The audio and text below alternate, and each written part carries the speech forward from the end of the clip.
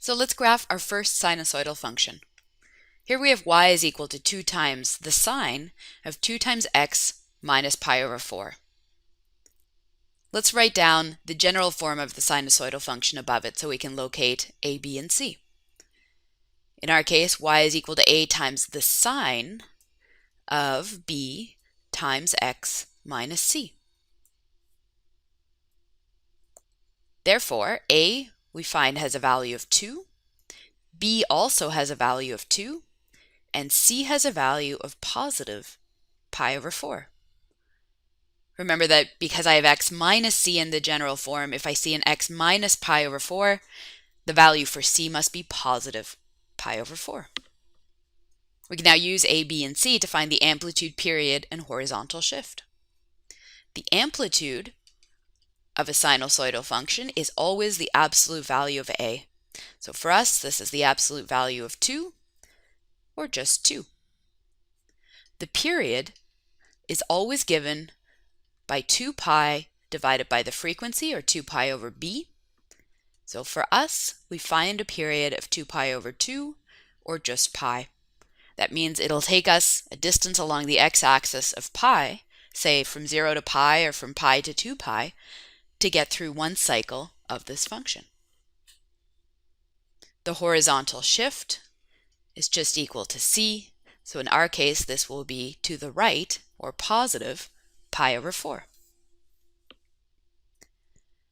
And we know that the interesting things in the sine and cosine functions happen at the quarters. So the way I'm going to label my tick marks is that I would like to label the distance from 0 to the end of the period, say from 0 to pi, divided into quarters.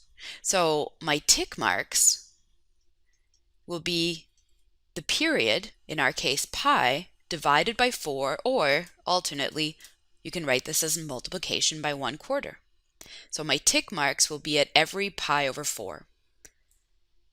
So I'll label this on the x-axis. So from 0 to pi over 2, well, that takes us, if we go half of that distance, we get to pi over 4. So we move from 0 to pi over 4, that's going to be 1/4 of the way through the function, to 2 pi over 4, which simplifies to pi over 2, then to 3 pi over 4, and finally to 4 pi over 4, which simplifies just to pi. I might want to keep going, give myself a few additional tick marks on either side. So my next tick mark will be at 5 pi over 4, and then at 6 pi over 4, which simplifies to 3 pi over 2. To the left of 0 along the x-axis, we hit negative pi over 4, negative pi over 2, negative 3 pi over 4, and negative 4 pi over 4, or just negative pi. On the y-axis, my amplitude has a value of 2, so my maximum points will be at positive 2, and my minimums at negative 2, and I can label these with whatever I'd like. So I'll label 2 points here as 1 and 2 and negative 1 and negative 2. Now that we have our axes set up, we're ready to graph our function. Let's remember what the sine function looks like. Sine function will start at 0, then move to its maximum. Halfway through the function, we'll cross 0 again, move through the minimum point 3/4 of the way through the function, and then we end back where we started. Which means that the unshifted function will start at the origin. 1/4 of the way through the function, or at pi over 4, we'll hit our maximum point, which, given our amplitude of 2, means we hit y is equal to positive 2. Halfway through the function, we cross the x-axis again. 3/4 of the way through the function, or at 3 pi over 4 in our case, we hit our minimum value, which is negative 2, and then we end up where we started, back at 0. So this is the unshifted function. I'm going to connect these dots, or I'm going to draw a cosine wave in here using a dotted line because we're not done yet. Now we'll look at the shift. We have a shift of pi over 4, which means we're going to pick up each point and move it to the right a distance of pi over 4. It's pretty convenient for this graph since our tick marks are labeled every pi over 4. So all we need to do is pick up each point and move it to the right by 1 tick mark.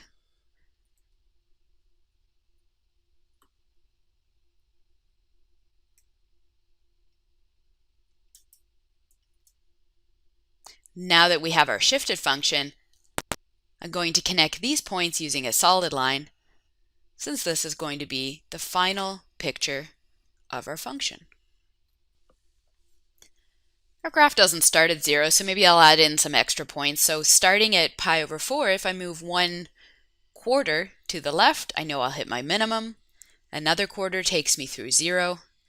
And now I've at least drawn my graph back as far as the y-axis. So there's our first sinusoidal function. Let's try another one. This time, we have a cosine function. We're again going to find the amplitude, period, and phase shift, and then graph this function. What's the general form? That's y is equal to a times the cosine of b times x minus c. So here the value for a is -4, the value for b is 3, and the value for c is negative pi over 6.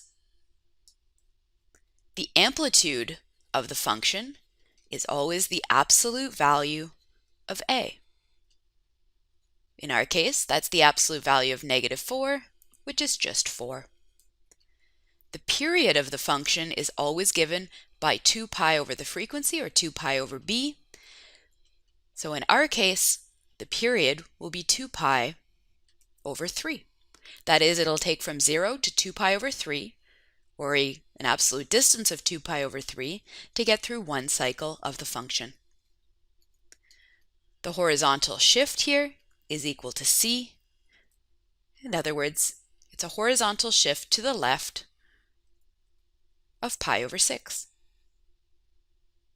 We know that the interesting things happen 1/4, 2/4, 3/4, and all of the way through the period. In other words, I'm interested in knowing where my tick marks are. And since the tick marks are going to be the period split up into quarters, I'm going to take the period, 2 pi over 3, and divide it by 4, which is the same as multiplying by 1 over 4. That gives us, canceling the 2 and the 4, gives us pi over 6. So in this case, the given values on the tick marks aren't particularly useful, so I'm going to replace them. For our function, given a period of 2 pi over 3, one cycle will take us from 0 to 2 pi over 3. The steps, if I break that 2 pi over 3 into quarters, are a distance of pi over 6 apart. In other words, if we start counting at 0, our first tick mark is at 1 pi over 6. I'll write those down here as well. Our second tick mark would be 2 times pi over 6, which simplifies to pi over 3. If we take 3 steps, moving by pi over 6 each time, we're now at 3 pi over 6, which simplifies to pi over 2. And 4 quarters later, we're at 4 pi over 6, which does in fact simplify to 2 pi over 3. So we can keep going and give ourselves a few extra steps to the left and the right. On the left side, we'd have negative pi over 6, negative pi over 3, negative pi over 2, and negative 2 pi over 3. And that should be enough for this graph. The only thing we haven't labeled yet is our y-axis. Since our amplitude is 4, I'll give 2 tick marks here and label these as 2 and 4, and -2 and -4. Again, the scale you choose here is up to you. So now that we've prepared our axes, we're ready to graph this function. Let's have another look at the formula. So we're looking at a function that is a cosine wave, and cosine normally starts at its maximum, then 1/4 of the way through the function crosses 0, crosses the x-axis, then hits its minimum, well, halfway through the function, 3/4 of the way through the function, sine hits 0 again, and all the way through the function, we're back where we started at the maximum. But this function is a reflection along the midline, along the x-axis in our case. It doesn't start at its maximum because a has a negative value. This function, this cosine function, will start at the minimum value.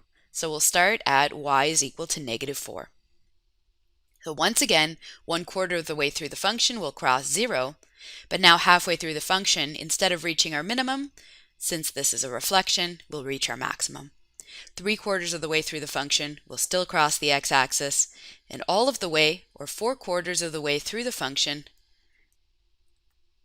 will hit the same place, same point that we started along the y-axis. So we'll hit the minimum. Let's tidy this up a little bit. These points are the ones we're not going to use. So this is the unshifted function. So I'll connect the points with a dotted line to remind myself that I'm not quite done yet. What is this shift? Well, our given shift is -π/6. And -π/6 is pretty easy to locate on this graph since our tick marks are π/6 apart. So I'm going to pick up every single point and move it to the left by 1 tick mark. So that means that at -π/6, we're at the minimum point. At 0, x is equal to 0. We cross the x-axis. At x is equal to π/6, we're at our maximum. At x is equal to π/3, we're again at 0. And at x is equal to π/2, we once again reach the end or the beginning of our next cycle, and we're at our minimum point. Now we connect these dots, making them look like our expected cosine wave, and that is a picture of our final function. It's one period of the function. Keep this going both towards the right and towards the left using the same strategy. But as long as you've graphed at least one period, then we're done.